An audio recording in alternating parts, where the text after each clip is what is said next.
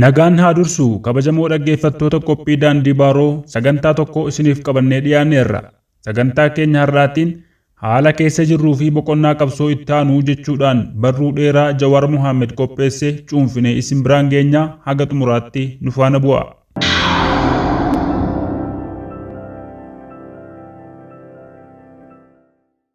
Jawaar Mohaammed callisa yeroo dheeraan booda barruu fuula 73 kan mata dureen isaa haala keessa jirruu fi boqonnaa qabsoo itti aanu jedhuun as ba'eera. Barruun isaa kunis erga mana hidhaatii ba'ee galatoomaa tooriidhaan haasawa Awurooppaa fi Ameerikaatti taasise irratti kan hundaa'e ta'uusaa seensa barruu kanaa irratti ibsee jira. Barruun kunis gaaffilee haalli uummanni Oromoo fi qabsoon isaa itti jiru maal fakkaata?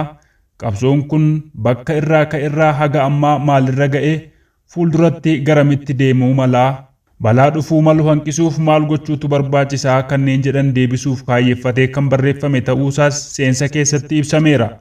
Mata duree boqonnaalee qabsoo jedhu jalatti qabsoon Oromoo akkuma qabsoo saboota kaanii boqonnaalee 4 keessa darbee 5ffaa keessa akka seenee jiru lafa kaa'a Jawaar Mohaammed. Boqonnaaleen keessa darbames 1 boqonnaa dammaqinsaa, 2ffaan boqonnaa ijaaramuu, 3ffaan boqonnaa biyya ijaaruu, 4ffaan boqonnaa aangoo qabachuu fi inni 5ffaan ammoo qabsoon Oromoo itti seenameera jedhamee barruu kana keessatti ibsame boqonnaa mootummaa aangoo qabate dimokiraatessuuti. Boqonnaalee eeraman kana tokko tokkoon kan ibse barruun kun Oromoon dammaqee ijaaramee biyya isaa ijaarratee aangoos qabatee sadarkaa mootummaa isaa dimokiraatessuutti ce'ee akka jiru ibse.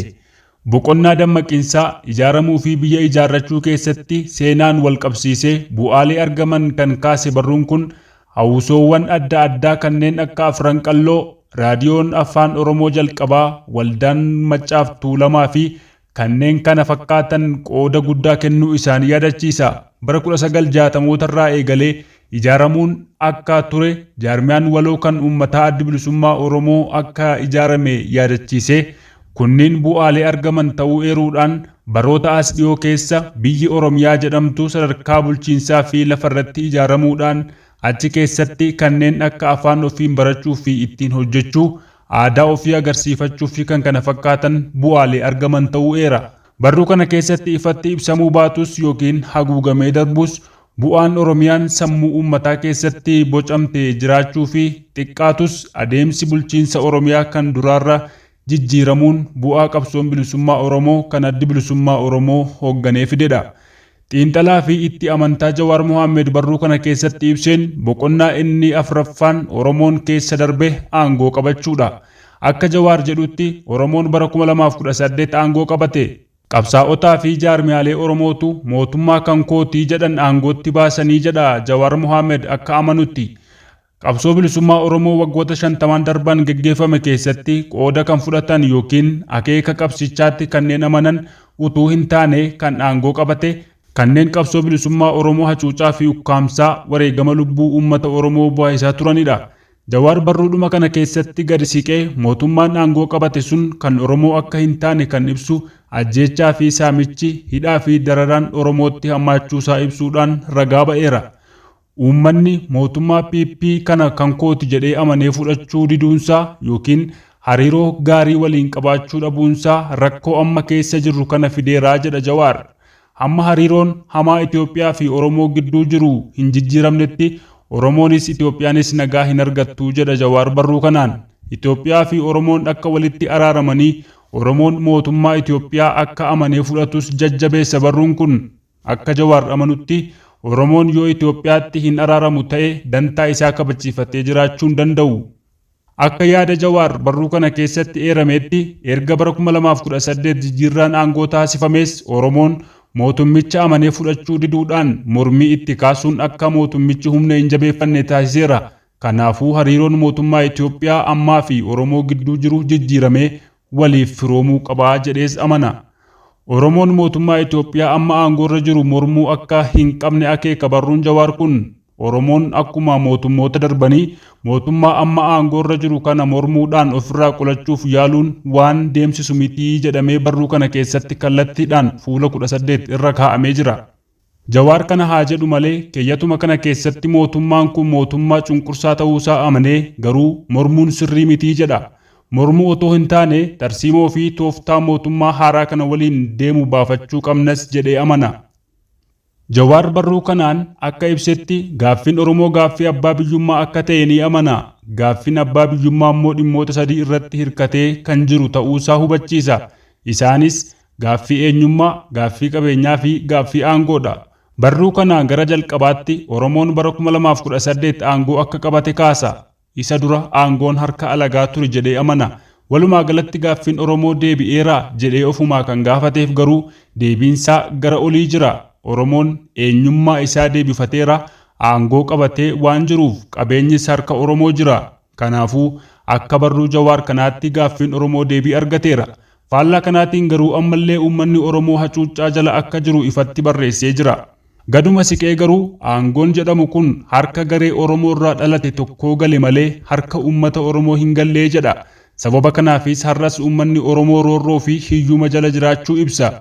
Gaaffiin Oromoo kan eenyummaa parsantii 50, kan qabeenyaa parsantii 20, kan aangoo parsantii 10 akka deebii argate immoo barruma kanaan daataadhaan yookiin giraafiidhaan ibsamee jira. Gaaffiin Oromoo guutummaatti deebii argachuu kan danda'u yoo uummanni Oromoo mootummaa mataasaa kan ofii filatee aangootti baase qabaate qofa akka ta'es barruu kanaan ibsamee jira. Qabsoon Oromoo bara 2018 milkaa'ee akka aangoo qabate barruu kanaan irra deddeebi'ee ibsame. Faallaa kanaatiinis aangoon qabatame sun kan uummata Oromoo fayyade akka hin taanee fi inumaayyuu warra aangoo qabates uummatichas rakkoof saaxilee Itoophiyaa jeequmsa keessa akka seensises irra deddeebi'amee ibsameera. Ammallee aangoon sun kanuma qabsoo Oromoo ta'uusaa kan ibsu Jawaar rakkoon kan mudate adeemsa aangoo cimsachuu irratti dogoggoroota hojjetamaniin ta'uusaatti amana. Bara 2018 akka OPDO'n aangoo qabattu kan taasifameef jaarmiyaan siyaasaa qophii qabu jiraachuu dhabuu isaatiin akka ta'e irra deebi'ee akkuma ibsaa ture barruu kana keessattis kanuma jabeesse. Jaarmiyaan siyaasaa biraa qophii fi dandeettii OPDO caalaa qabu waan hin jirreef OPDO'n akka aangoo qabattu goonee jedha Jawaar. OPDO'n haala kanaan aangootti baates abbaa irrummaa bifa haaraan qabattee dhufte warra aangootti isaan baaseyyuu akka ofirraa dhiibde hima. Karaa biraatiin sababaan aangoo cimsachuu hanqachuu fi tikfachuu dadhabuu xiinsammuun hoogganoota Oromoo fi jaarmiyaalee siyaasaa Oromoo qophaa'aa ta'uu dhabuusaa akka ta'e akeeka. Aangoon ammallee harka Oromoo jiraachuusaa kan amanu Jawaar Mohaammed ammallee aangoo kana cimsachuun barbaachisaa akka ta'ee fi hanqina muuxannoo fi beekumsa biyya bulchuu gabbifachuun dirqama jedhee barruusaa kana keessatti ibseera. Wanti hubatamuu qabu jedha Jawaar gaafa aangoon nu harkatti galu hooggansi Oromoo sirnicha keessa jirus ta'e kan ala jiru dandeettii fi muuxannoo biyya bulchuuf dandeessisu hin horanne ture. Hanqina kana saffisaan akka hin furanne immoo walitti makamanii dandeettii waloo gabbifachuun hin danda'amne aangoo cimsachuu dadhabuu keenyaaf sababni guddaan isa kana ta'uu amananii fooyyeffachuuf carraaquun barbaachisaadha jedha barruusaa kana keessatti. Qabsaa'onni bilisummaa mootummaan dimokiraatawaa ta'e akka ijaaramuuf hawwii qabaatanii sanaafis waliin hojjetanii mootummaa hawwamu sana ijaaruuf fedhii qabaatanis warri aangoo qabate garuu hawwii mootummaa dimokiraatawaa ijaaruu otoo hin taane fedhii abbaa irree haaraa ta'uu akka agarsiisanis ibsamee jira barruu kanaan. Warri aangoo qabatee Oromoo lagatee alagaa michoonfate kun qabsaa'ota Oromoo ofirraa dhiibee akka qabsaa'onni mormii itti fufan taasiseera.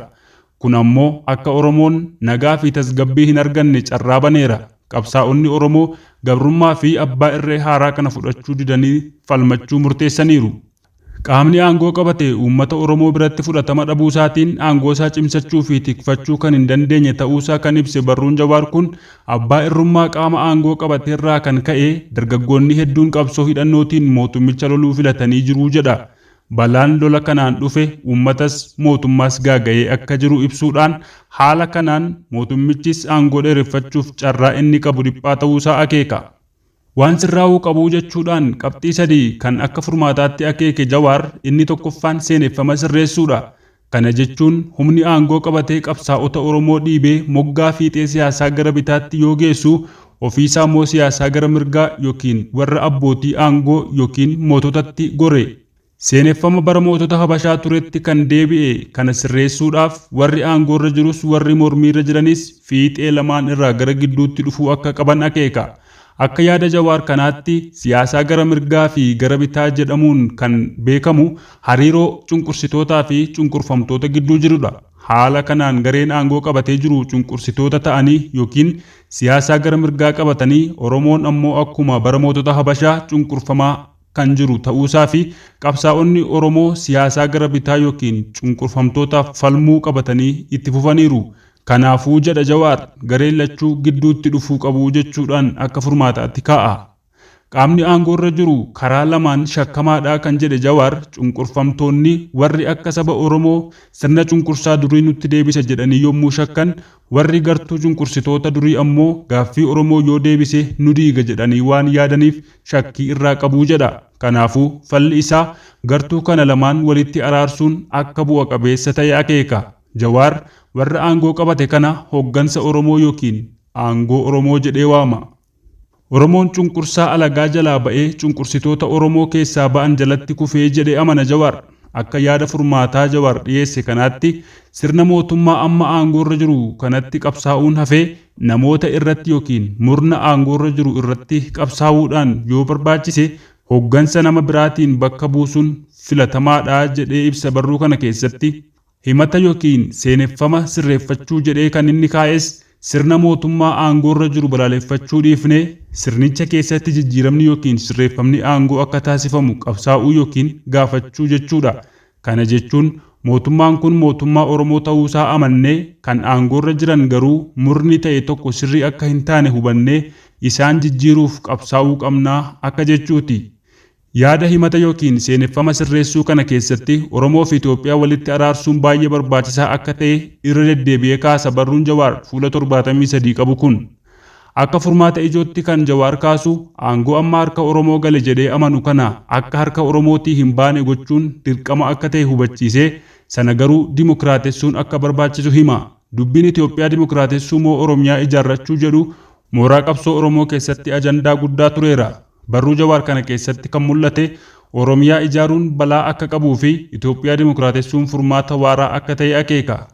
Amma Oromoon irratti fuulleffachuu kan qabu nagaa buusuu akka ta'e kan ibse Jawaar lolli Oromiyaa keessaa mariidhaan furamuu qabaa jedhee amana. Kun ammoo akka aangoon harka Oromootii hin baanee fi Itoophiyaan akka nagaa argattuuf gargaara jedha barruun kun. Barruu kana keessatti Oromoon keessa isaattuu sabdaneessummaa akka qabu hima. Kana jechuun Oromoon lafa bal'aarra qubatee kan jiruu fi amantii fi gosa adda addaa kan qabu ta'uusaa akka sabdaneessummaatti barreeffameera barruu kanaan.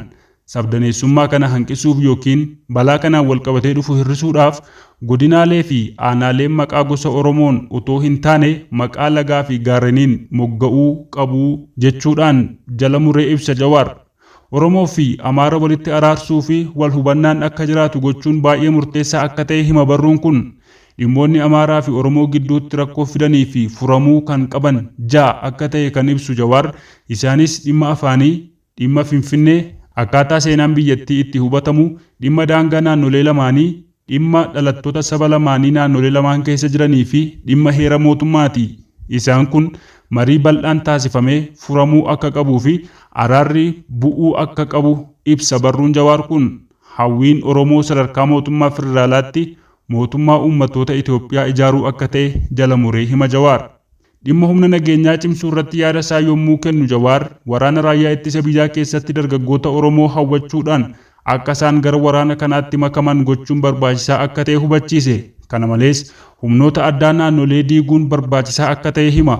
Humni addaa naannolee diigame poolisii idilee qofaan nageenya hawaasaa eegame bal'inaan garuu poolisii federaalaatiin nageenya eegsisuun akka danda'amu hima. Dhuma barruu kanaatti Jawaar kan yaada isaa ittiin goolabe olola Oromoon biyya bulchuu hin danda'u jedhu cabsuudhaaf aangoo amma harka keenya gale cimsachuu danda'uu fi hariiroo sabootaa fi mootummaa gidduu jiru cimsuun barbaachisaadha jedha. Kabajamoo dhaggeeffattoota qophii daandii baaroo kan haga ammaatti isiniif dhiyeessine yaada barruu Jawaar Mohaammed haala keessa jirruu fi boqonnaa qabsoo ittaanu jedhu kan fuula 73 of keessaa qabu cuunfinee yaaduma isaa qofa kan isin biraan geenyedha. Qopheessaan qophii daandii baaroo yaada isaa kan itti dabale akka hin qabne isin hubachiisuu feena. Yaada kana ergaa dhaggeeffattanii booda yaada keessan kennuu fi xiinxala keessan dhiyeessuu akkasumas yaada Jawaar Mohaammed kanas sarara qabsoo bilisummaa Oromoo keessatti akkamiin akka ilaalamu gamaggamuu dandeessu. Qophii biraan haga walitti deebinutti nagaan.